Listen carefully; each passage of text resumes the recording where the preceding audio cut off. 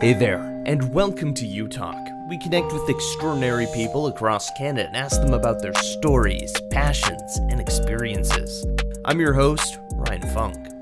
We're big fans of music on this program, not only listening to amazing creations, but hearing about the stories and people behind them. When you listen to the top 40 hits on the radio or your favorite streaming service, although great in their own way, it can sometimes feel like they're missing something. The living essence of what music can personify. Latin music is a great example of music as a living entity. Let's catch up with three musicians who create this genre of living music. Trio Bembe.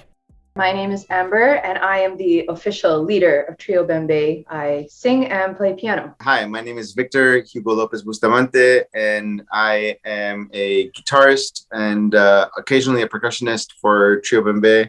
And Papa Mambo and a bunch of other things, but yeah.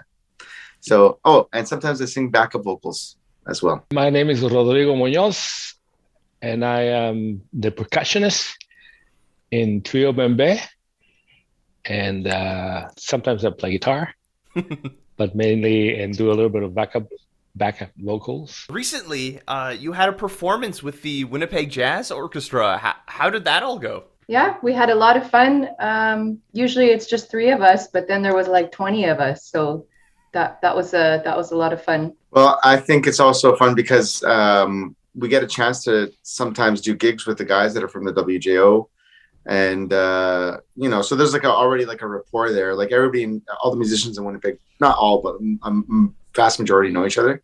So, we get to joke around and have little in-jokes and stuff like that. And, just regular people that know each other kind of stuff. It was quite a love-in for the most part. Like Victor said, we all know each other. We played before together, and to have some of our tunes that we usually do just as a trio, all of a sudden, bang, with a full orchestra. It's wonderful musically, and it was also, of course, wonderful to be in front of an audience, in a theater. We haven't done that yet, guys, right? We've been playing gigs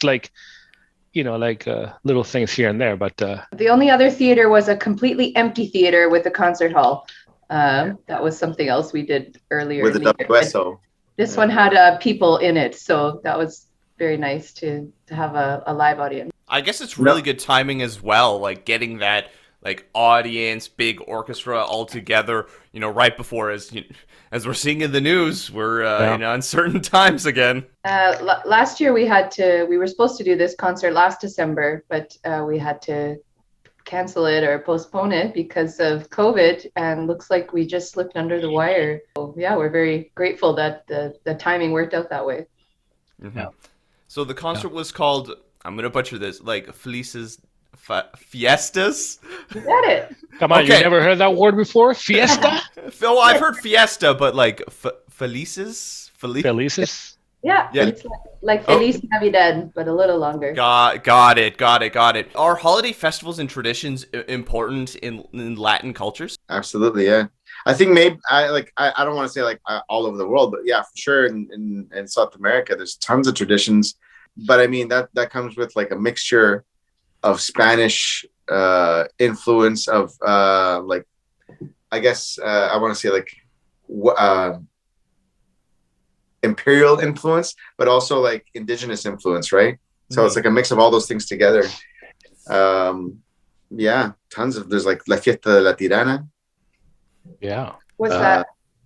That's in the north of Chile, and also it's shared by the Andean nations Bolivia, Peru, and Argentina as well. Often times a mix of Catholic religious influences with indigenous religious influences and stuff like that. Yeah. So the marriage of those two create for really, really colorful and bizarre but wonderful festivals and in Cuba or some of the Caribbean countries that happens as well, but with the African and the Hispanic, and then you get things like Santeria, but they have their Carnivals. celebrations. Damn.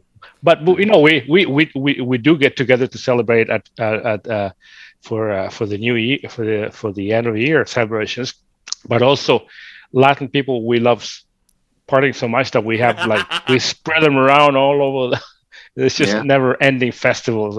Yeah, when I was in Puerto Rico at Christmas time, they have something called parrandas, and it's like 2 or 3 weeks of Christmas celebrations, and your neighbor will have a party with lots of food, and you go there, and if you play an instrument and you play some music, everybody's having a great time, and then an hour or two later, you go find another neighbor's house, and it's just like a party every night for like 2 weeks, and they just love celebrating and being with their family and friends and making special food, and I knew some people there, so I was going to their party and playing maracas and singing, and it was a lot of fun. People within the like Afro and Latin communities, they have just a love for coming together, and just it's so great to see that love and excitement and just like energy that you don't see in some places. Like some Western traditions are pretty laid back and pretty conservative. Well, I think the difference is like, I mean, in Western cultures or like North American cultures and stuff like that, a lot of things tend to happen like, well, it really depends though. Like if you go to like a small community, you might have the whole thing happening in a town hall or whatever, right? Where all the community gets together. But generally speaking, like in, bigger cities and suburban areas and stuff like that, it's usually the family unit that gets together, doesn't it? Right. So, but yeah, like I find that in Latin America, and, I'm pretty sure like,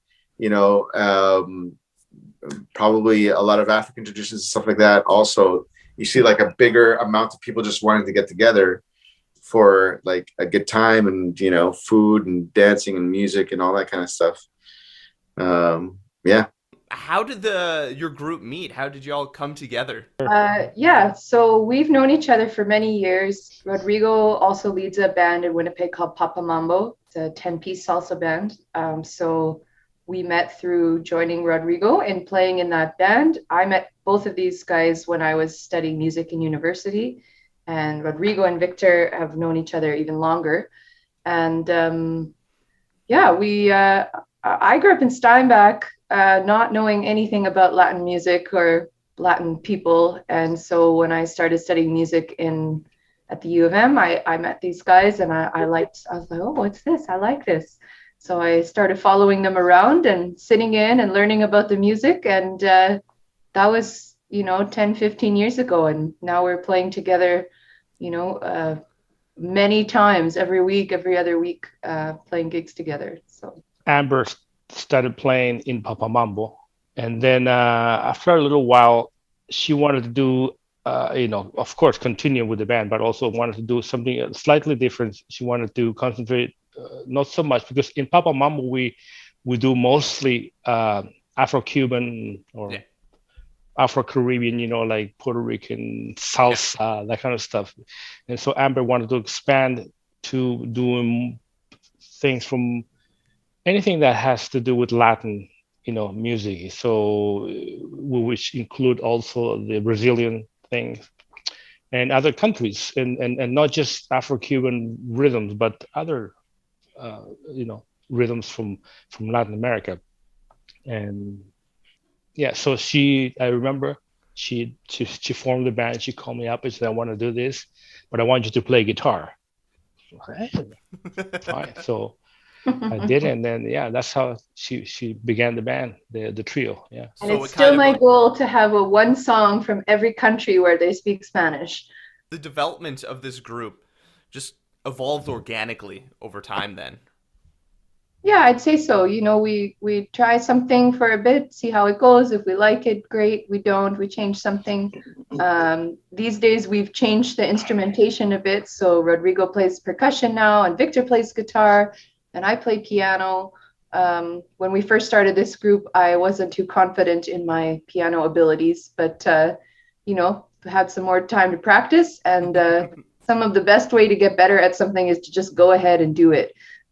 So that's that's what we're each doing every time we play our instruments is hoping to improve a bit and yeah, just play some music that's groovy and have a good time. That's the main goal of this band. So Well, that's what you want from a musical group. You need that love and passion in it. Otherwise, it's just kind of like, all right, here we're like checking the boxes. Here's all the stuff we need to do. Yeah, you need that passion. Otherwise, it's soulless. How did you come up with your name, Trio Bembe? I mean, Trio 3. But what does the Bembe mean? I'm not familiar with that. sure. So Bembe is a word that comes from Cuba. It's like an Afro-Cuban word, not exactly Spanish. And it has two meanings. One is like a party or a get together, and the other is a rhythm. Roddy, do you want to give us the rhythm? What's the Bembe rhythm? It's a sort of a 6/8 type of rhythm. Pam pam tigita pam pam pam pam tigita pam pam pam pam tigita pam pam pam. So it's like a trio rhythm party, which I thought was a good name, and it's easy to say. So that's another thing that's That's good. right, and it's pronounced Bembe. Bembe. Right. Bembe. Yeah. Got it. Yeah. As you're going through the rhythms there, yeah, I definitely got that feel right away for Latin-esque music. That's what we're playing. So we want people to tap their toes, to dance, when it's allowed, of course. And this is music for moving and grooving. So that's what we want. What makes Latin music kind of stand out? What is it about it that kind of encompasses the genre that stands out? The genres that we're talking about, like salsa, all that kind of stuff, Latin music. There's a little bit more emphasis on the rhythmic aspect of it because of those traditions that came over from like African stuff. Mm-hmm. Yeah, I guess the instrumentation is different enough that it makes you like somebody's ear go, wow, that's interesting. You know what I mean? So it's instantly like grabby, like it grabs you right away. You know what I mean? So that's what I think. Yeah. And there's also like, well, in terms of the more danceable parts of Latin music, these are already couple dances that have existed for a while, right? So these are genres that have been existing for quite some time. And I don't know if enough emphasis like these days are put on partner dances that like, I don't know if any new partner dances have arisen out of the last like maybe 10 or 20 years or whatever it is. Right. So that's probably another thing. Right. So it's like, there's still a desire for that. There's still people that want to do that partner dancing, and it looks good, right? Like it looks good when So anyway, you don't need to do all that, but it's fun. It's fun to try. So there's a history to this Latin music, whereas when we're looking at pop, it's very mechanical. Just here, like I was mentioning, the check marks. These are the things that are gonna make it blow up in like the top 5 kind of stuff.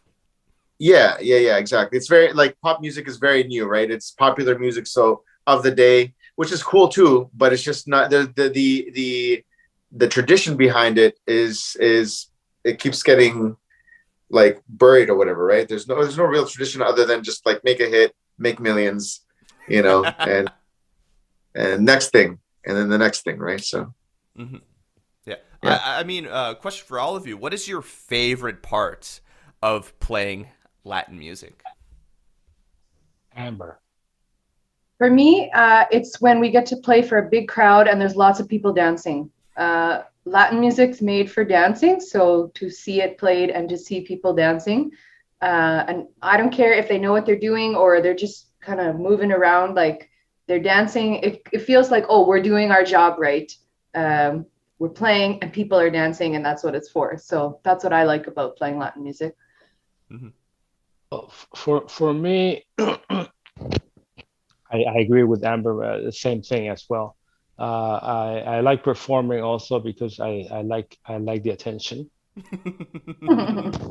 and also I also when as a percussionist, but not only as a percussionist, but as a musician in a group. It's once you start playing, and if you're having a really good night and all that, you're playing well, you're playing in time, you're not forgetting too many stuff, you're not making too many mistakes, and everything is just there's a magical um, uh, thing that happens when everything is just grooving, and it's like a mental massage. Absolutely, yeah. So it feels really good physically, so mentally, and your physical body, and it's kind of like it's a high, you know. It's like getting in a meditative state. Like, yeah, I agree with both things that Amber and Rodrigo said. I also love dancing to like Latin music and stuff like that. So like, one thing kind of feeds into the other. My love of dancing and my love of the music or whatever feed into each other, so that I can do one or the other to the best of my ability, or to what I feel, right? Like, but then on top of that, what I love about Latin music myself is, this is a little bit more selfish, because like, I speak Spanish or whatever. Mm-hmm. So there's an enjoyment in that, and like listening to the lyrics while you're dancing or playing, and then like understanding what's being said. Like there's a lot of the lyrical fodder that you can find in Latin music is just like everywhere. You could talk about a situation that happened on the bus. You could talk about somebody selling ice cream. You could talk about that party. You could talk about that grocery store vendor, the barber. So like, we're not just talking about like love songs, although there are a fair amount of those, but there's just like a whole bunch of funny situations that happen in daily life, or situations that are perhaps could be stressful, but that are made funny through the tale of a song. You know what I mean? And I think that's also another big enjoyment for me from that. Yeah. WCMA World Recording of the Year winners in 2011 and Global Music Award winners in 2014. How was the feeling about getting that recognition for your band? It was. Go ahead, Roddy. That was a fun time when we had to fly to what was it? Yukon. We went to Yukon. Yukon. We actually made a little video of a couple of the tunes, and that was a lot of fun. And winning our category was that was kind of like the cherry on top of the cake. Yeah. Yeah, it was a big honor. We've done a lot of work, playing a lot of shows and developing our songs to make them just right, and making a recording. So anytime something you create is recognized, be it from a big organization like Western Canadian Music Awards, or from a fan that comes up to you and says, "I love the third song you did of your set. That's just my favorite." Both of those feel great. And it was very fun to go up to the Yukon for those specific awards, see a beautiful part of the country, and be recognized. And I remember they called our category first, which was actually good. Then we didn't have to wait all night to hear if we won or not. So yeah, get those nerves out like right away. Just like, that's right. Yeah, you don't want to be the last one, because you're like, what's going on? I'm not sure. Yeah, exactly. Or you could just get your award and go party. That's exactly, it. Exactly. That's awesome. That's so cool. So, looking ahead, once we kick this whole pandemic behind us, we're not worrying about that right now. But what's the future for Trio Bembe? What are your hopes moving forward once we don't have to worry about restrictions? We can have full concerts, full venues.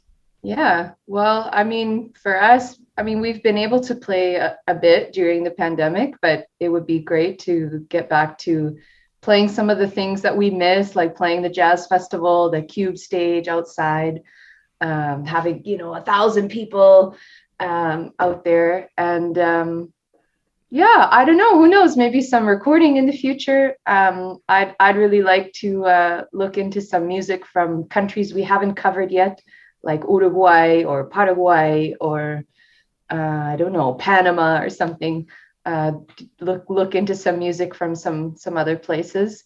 And my dream one day, whether it's with music or not, I'd love to go with these two guys on a trip to somewhere in Central or South America. I might have to win the lottery first, but That'd be really fun. Maybe we'll go to Puerto Rico and join the parrandas for Christmas.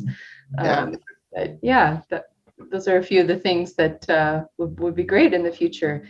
And but in the immediate future after COVID, seeing people out at shows, that's our bread and butter. That's what we love to see. I miss touring a little bit. You know what I mean? Like as cramped as you can get in a car with 3 people and a bunch of instruments or whatever. It really is fun, and I love these 2 guys. So it's just something like that would be fun. So yeah, maybe doing like a little South American tour would be good too. But also, maybe hopefully probably not, but hopefully the pandemic has taught people a lesson in I want to say social funding and stuff like that. Like there's been a lot of people arguing for a basic income for people, right? Mm-hmm. Universal basic income. And this was originally the idea of the quote unquote right? Like a Milton, a Friedman idea or whatever, right?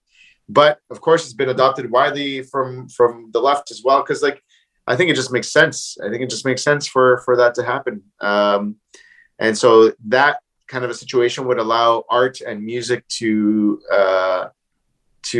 be created freely and with like that. Yeah. Of course. Yeah.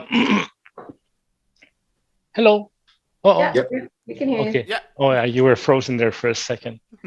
What's lucky for us 3? Well, first of all, we're basically a family. We're very good friends. We know each other for a while now, and we love each other, and like brother and sisters, So it's really easy for us to usually the way I like to be in a band is when there's a very strong leader. If I'm the leader, I want to be strong, or if I'm just a member, I want someone very strong leadership to tell me exactly where to be, what to do, and all that stuff. I don't want any of this democracy in bands.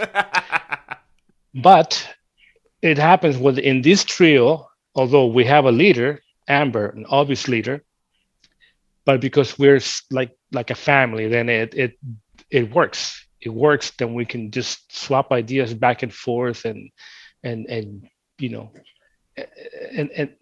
I'm not answering your question at all, but